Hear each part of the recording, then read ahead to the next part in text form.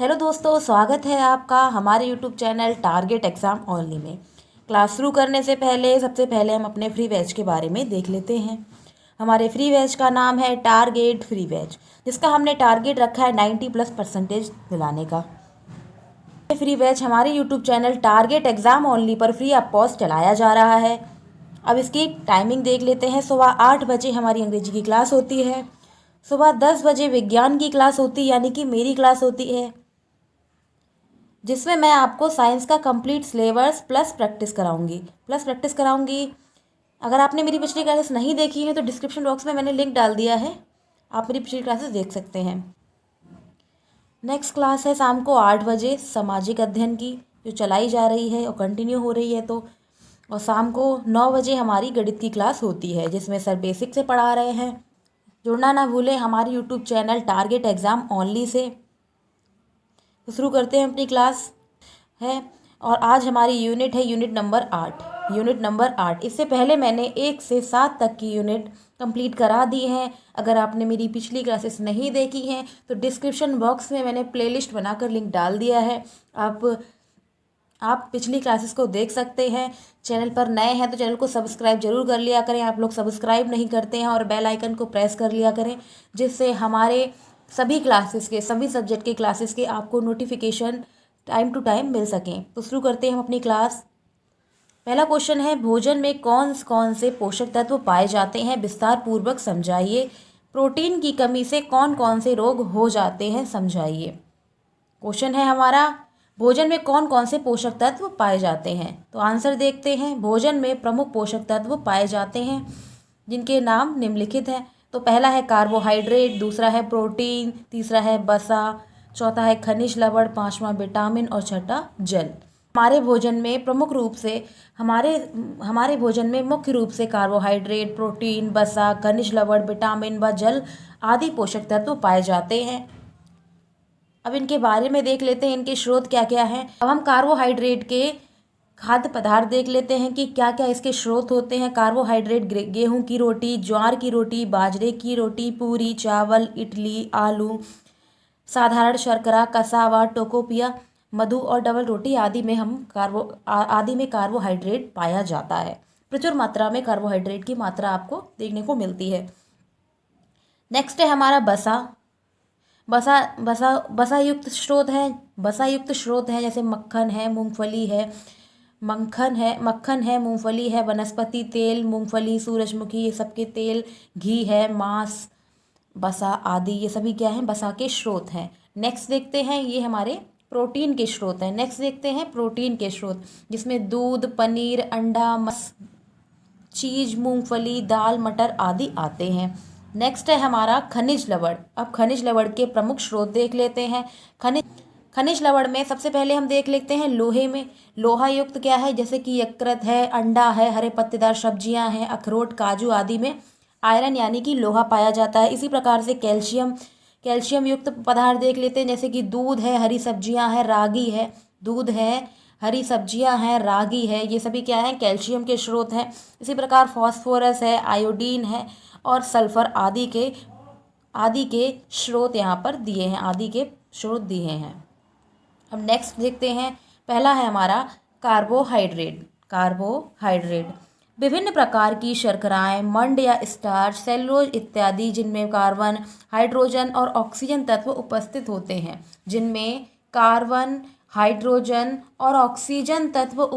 होते हैं। कार्बोहाइड्रेट कहलाते हैं, जिसमें कार्बन, हाइड्रोजन और ऑक्सीजन तत्व उपस्थित होते हैं, कार्बोहाइड्रेट कहलाते हैं। कार्बोहाइड्रेट में ऑक्सीजन और हाइड्रोजन का अनुपात वही होता है जो जल का होता है। कार्बोहाइड्रेट में ऑक्सीजन और हाइड्रोजन का अनुपात वही होता है जो जल का होता है। जल का अनुपात क्या होता है, जल का होता है H2O। क्या होता है, H2O। कार्बोहाइड्रेट के मुख्य प्रकार हैं स्टार्च, सुक्रोज, फैक्टोज, पौधों से प्राप्त होते हैं।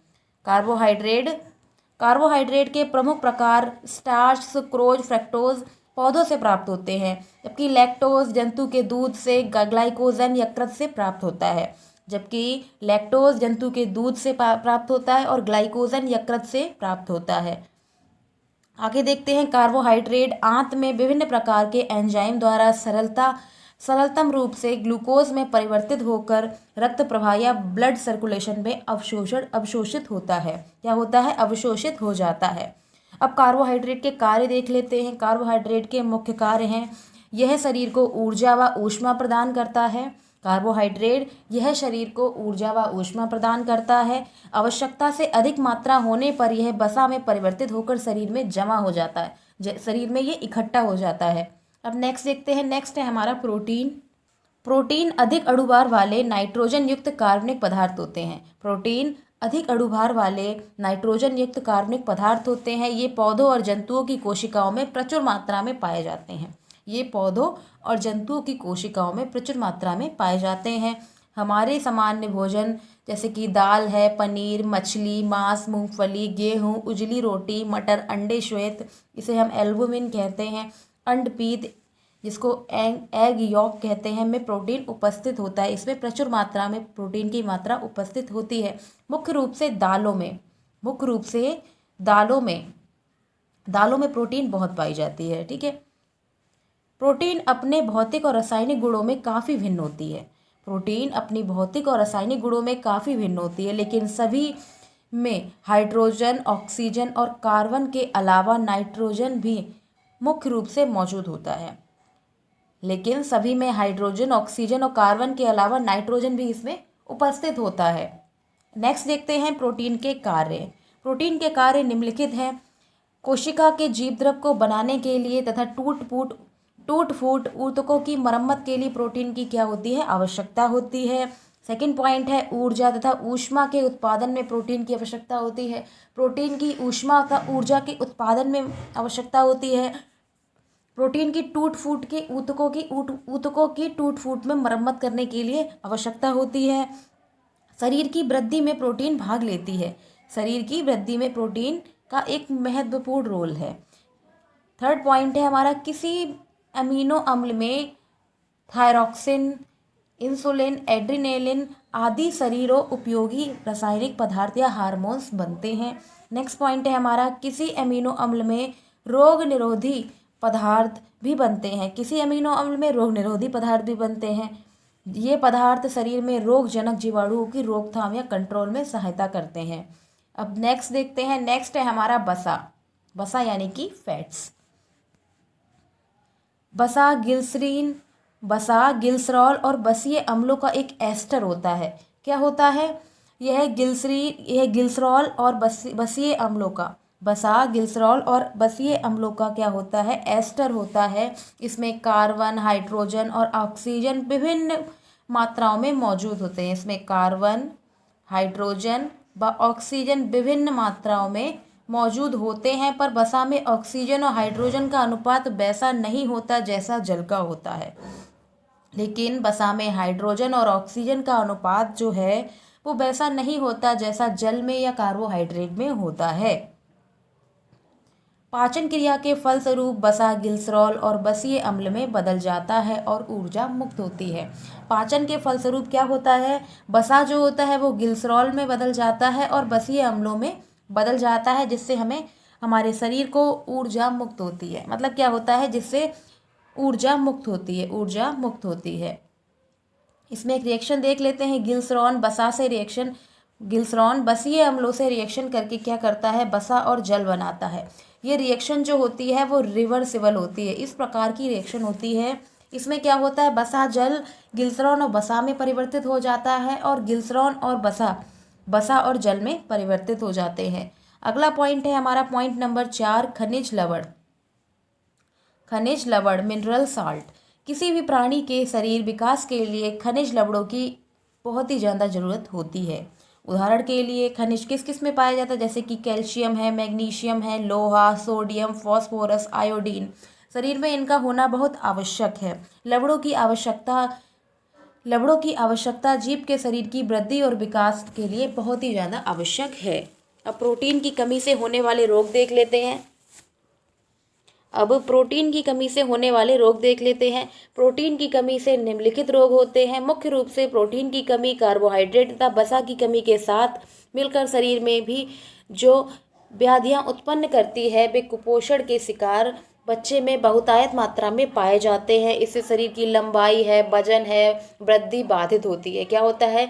बच्चे की शरीर की लंबाई, वजन इस सब की बाधित होती है। खनिज, लवण तथा विटामिन की कमी से शरीर में व्याधियाँ उत्पन्न होती हैं, यानी कि कमियाँ उत्पन्न होती हैं। यहाँ प्रशिक्षु विभिन्न पोषक तत्वों की कमी से होने वाले कुछ रोगों की जानकारी का प्रयास कर रहे हैं। हम क्या देख रहे हैं? प्रोटीन से होने वाले कुछ रोगों के बारे में देख रहे हैं। पहला हमारा है quasi and crore. Quasi and crore ये प्रोटीन जनित रोग है। क्या है? प्रोटीन जनित रोग है। इसके बारे में देखते हैं। यह हीनता जन्य रोग है। यह प्रोटीन कुपोषण के कारण होता है। प्रोटीन कुपोषण या प्रोटीन की कमी के कारण होता है। 1 से 5 साल तक के बच्चों में यह रोग ज़्यादा पाया जाता है। कितनी उम्र के? 1 से 5 साल के बच्चों में यह बहुत अधिक मात्रा में पाया जाता है। इसका मुख्य कारण है प्रोटीन की कमी। इसका मुख्य कारण क्या है? प्रोटीन की कमी। अतः बच्चे में क्वाशीकोर की बीमारी, इसके लक्षण निम्नलिखित है। इसके लक्षण देख लेते हैं कि क्या क्या होता है। इसमें क्या होता है? त्वचा का फटना व शल्की हो जाना, त्वचा का फटना व शल्की हो जाना, पैरों का फूल जाना। तीसरा पॉइंट है बालों का सूखना और चमकहीन हो जाना। फोर्थ पॉइंट है पेट का असामान्य रूप से फूल जाना, जिसको क्या कहते हैं? तोंदक या पोर्ट विलिड कहते हैं, जिसे तोंदक या पोर्ट विलिड कहा जाता है। देख लेते हैं कैसा बच्चा होता है। इसमें बच्चा इस प्रकार से हो जाता है, उसकी तोंद निकल आती है, जिसको हम तोंदक कहते हैं। ठीक है, ये एक प्रकार से कुपोषित हो जाता है। यह एक प्रकार से कुपोषित हो जाता है। ठीक है, और ये अवस्था कब होती है? ये बीमारी जो होती है, क्वाशीकोर रोग होता है, 1 से 5 साल के बच्चे की में अधिक बहुतायत मात्रा में पाया जाता है। अब नेक्स्ट देखते हैं।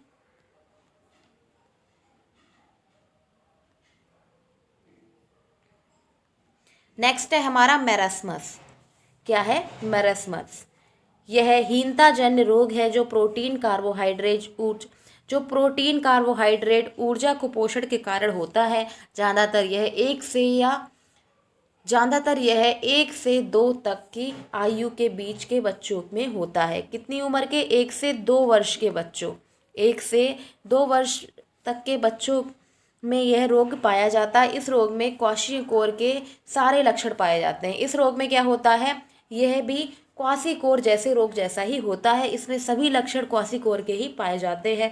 इसके अलावा बच्चों की मांसपेशियां कमज़ोर व नष्ट हो जाती हैं। त्वचा, मांसपेशियों के बीच तनाव खत्म हो जाता है एवं पूरे शरीर पर ढीली त्वचा उभर जाती है। नेक्स्ट पॉइंट है बच्चा बहुत ही दुबला हो जाता है।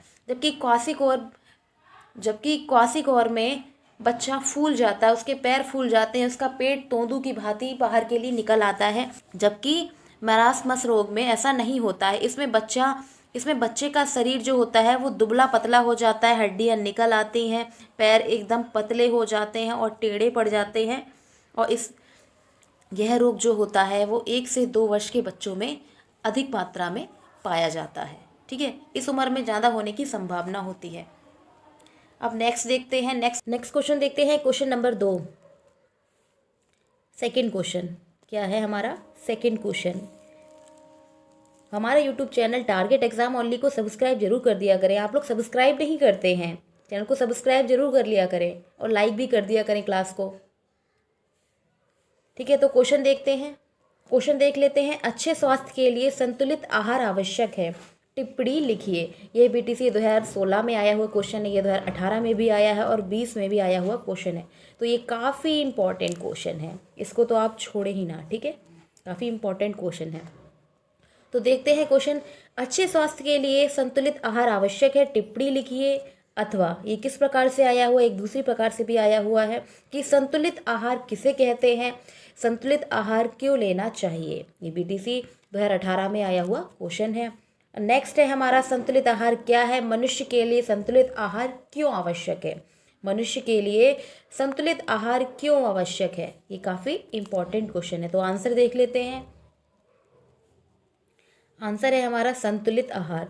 संतुलित आहार का तात्पर्य उस आहार से है जो शरीर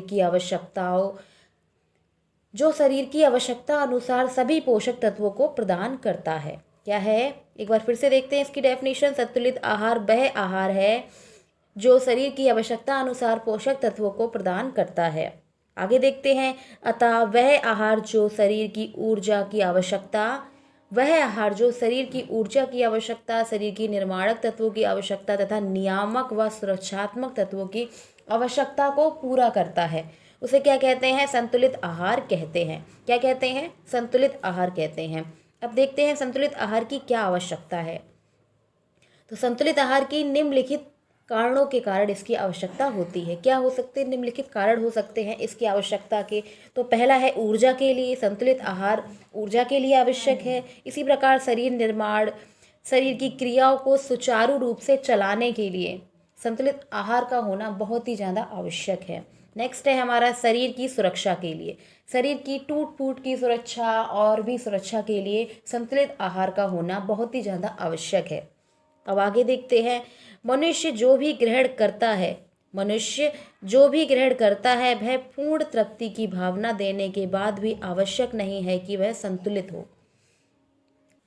यदि आहार में ऊर्जा हेतु आवश्यक सभी तत्व उचित मात्रा में हैं, पर निर्णायक या सुरक्षात्मक तत्वों का अभाव है, तो वह संतुलित आहार नहीं कहा जाएगा। क्या है? वह संतुलित आहार नहीं कहा जाएगा। इस प्रकार का आहार शरीर को क्रियाशील रखने में सहायक होगा, जिसके कारण व्यक्ति कमजोरी, थकावट का अनुभव नहीं करेगा। पर निर्माणक व सुरक्षा तत्वों की कमी होने के कारण व्यक्ति का शरीर हष्टपुष्ट नहीं रहेगा, उसकी वृद्धि में कमी आएगी, वृद्धि की गति में कमी आएगी, वो पूरे दिन आलस्य जैसा महसूस करेगा, ठीक है, तथा शरीर के रोगों का शिकार हो जाए। क्या होगा? शरीर के रोगों का शिकार हो जाएगा। इसी प्रकार यदि भोजन में ऊर्जा उत्पन्न करने वाले पोषक तत्वों की कमी है, तो व्यक्ति पूर्ण रूप से क्रियाशील नहीं होता है। यदि भोजन में ऊर्जा उत्पन्न करने वाले पोषक तत्वों की कमी होगी तो क्या होगा? व्यक्ति क्रियाशील नहीं होगा, वो एक्टिव नहीं होगा, उसमें हमेशा आलस की भावना उत्पन्न रहेगी, ठीक है, वो किसी भी कार्य को करने के लिए क्रियाशील नहीं होगा। अब नेक्स्ट क्वेश्चन देखते हैं, question number 3, vitamin A, B, C, D, E के प्राप्ति स्रोत एवं उसकी कमी होने वाले रोगों के बारे में बताइए तथा जल में और वसा में घुलनशील विटामिन कौन कौन से होते हैं, समझाइए। तो हम देख लेते हैं, सबसे पहले देखते हैं कि विटामिन होता क्या है। तो विटामिन एक प्रकार का कार्बनिक यौगिक होता है। क्या होता है? एक प्रकार का कार्बनिक यौगिक होता है। विटामिन शरीर की उपापचय या मेटाबॉलिज्म क्रिया नियंत्रित करता है। विटामिन शरीर में होने वाली उपापचय क्रिया को नियंत्रित करता है, जिस कारण इसके उपापचय नियंत्रण कहा जाता है। उपापचय नियंत्रक कहा जाता है।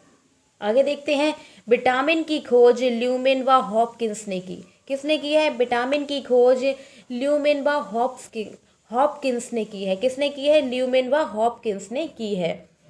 विटामिन शब्द सर्वप्रथम फंक ने 1911 व 1912 के द्वारा इसको प्रयोग किया। ठीक है, क्या किया? विटामिन शब्द सबसे पहले एक वैज्ञानिक थे जिनका नाम था फंक, उन्होंने 1911 और 12 में विटामिन शब्द का प्रतिपादन किया। नेक्स्ट पॉइंट है हमारा B4, B8, B10, B11 को विटामिन नहीं कहा जा सकता। ठीक है, B4, B8, B10 और B11 को विटामिन नहीं माना जाता है।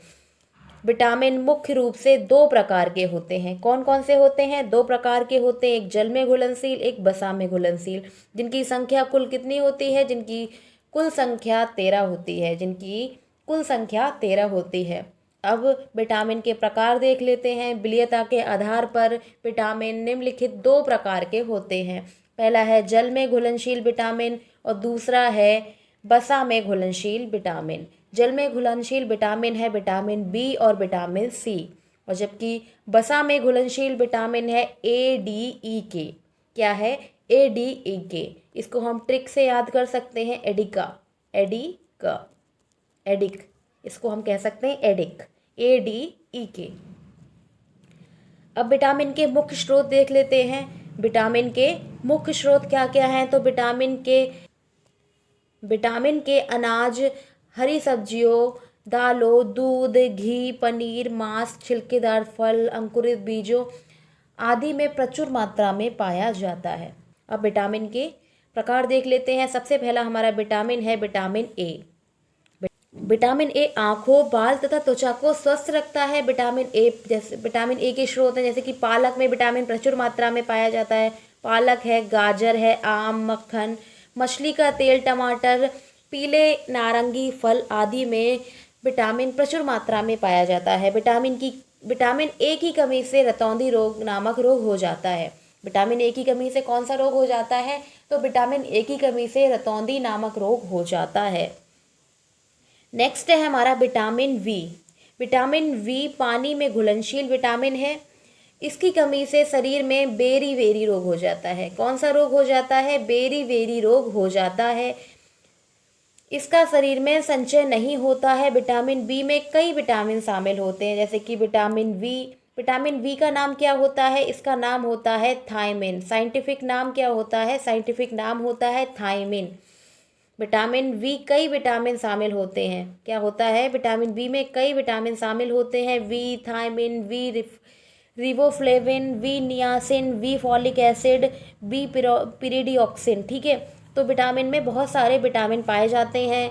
ठीक है, विटामिन बहुत सारे, एक है B thiamine, B riboflavin, B niacin, B folic acid और बी पिरिडॉक्सिन। क्या है? B pyridoxine. अब नेक्स्ट देखते हैं विटामिन सी। विटामिन सी यह दांतों और हड्डियों को कैल्शियम प्राप्ति में सहायक, संक्रामक रोगों से बचाव करता है तथा रक्त शोधक का कार्य करता है। यह विटामिन संतरा, टमाटर, नींबू, अमरूद आदि खट्टे पदार्थों में अधिक मात्रा में पाया जाता है। इस रोग की कमी से स्कर्वी नामक रोग हो जाता है। क्या हो जाता है? स्कर्वी नामक रोग हो जाता है। इसका रासायनिक नाम है कैल्सीफेरॉल। क्या है? इसका रासायनिक नाम है कैल्सीफेरॉल। क्या नाम है?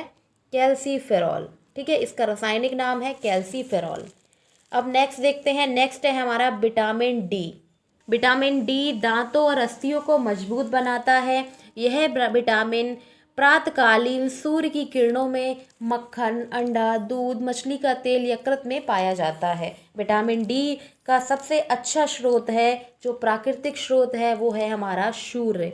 क्या है? सूर्य से विटामिन डी प्रचुर मात्रा में पाया जाता है। इसकी कमी से सूखा रोग हो जाता है। क्या हो जाता है? इसकी कमी से सूखा रोग हो जाता है। नेक्स्ट है हमारा vitamin E. Vitamin E. Vitamin E संतानोत्पादन, क्या है? संतान उत्पादन की शक्ति प्रदान करता है। इससे क्या होता है? इसकी कमी से क्या होता है? बांझपन रोग हो जाता है। यह विटामिन दूध, मक्खन, सब्जियों एवं मांस में पाया जाता है। विटामिन ई के मुख्य स्रोत हैं दूध, मक्खन, सब्जियां व मांस। ठीक है, इसकी कमी से कौन सा रोग होता है? जननांग प्रभावित रोग हो जाता है। इसकी कमी से एक बांझपन नामक रोग हो जाता है। क्या हो जाता है? इसकी कमी से बांझपन हो जाता है। क्या हो जाता है? बांझपन हो जाता है। नेक्स्ट देखते हैं। नेक्स्ट है हमारा विटामिन के। विटामिन के शरीर में बहते रक्त को जमाकर चोट लगने पर कार्य करता है। क्या होता है? विटामिन के रक्त का थक्का जमाने में क्या काम करता है? क्या करता है? रक्त का थक्का जमाने में इसका मुख्य कार्य है। क्या होता है? विटामिन के शरीर के बहते रक्त को जमाकर चोट लगने पर रोकता है। यह विटामिन पालक, गोभी तथा दूध में अत्यधिक मात्रा में पाया जाता है। इसकी कमी से क्या होता है? रक्त का थक्का नहीं जमता है। इसकी कमी से शरीर में रक्त का थक्का नहीं जमता है। ठीक है, तो ये थी हमारी डीएलएड सेकेंड सेमेस्टर की साइंस की यूनिट 8। क्या है? हमारी यूनिट 8। ठीक है, इससे पहले मैंने यूनिट 1 से लेकर 7 तक के कंप्लीट क्लास करा दिए हैं। अगर आपने मेरी पिछली क्लासेस नहीं देखी हैं तो डिस्क्रिप्शन बॉक्स में लिंक पड़ा है, आप मेरी पिछली क्लासेस देख सकते हैं। चैनल पर नए हैं तो चैनल को सब्सक्राइब जरूर कर लिया करें। आप लोग सब्सक्राइब नहीं करते हैं। ठीक है, आप लोग सब्सक्राइब नहीं करते हैं। ये यूनिट 8 का हमारा पार्ट 1 था। नेक्स्ट पार्ट हम कल पढ़ेंगे। ठीक है, इसमें जितने भी इंपॉर्टेंट क्वेश्चन थे वो मैंने आपको आज बता दिए हैं। इससे बाहर पेपर में कुछ भी नहीं जाएगा। ठीक है, तो फ्री क्लासेस देखने के लिए हमारा YouTube channel target exam only को सब्सक्राइब करें और बेल आइकन को प्रेस करें, जिससे आपको टाइम टू टाइम हमारी क्लासेस की नोटिफिकेशन मिल सकें। Thank you.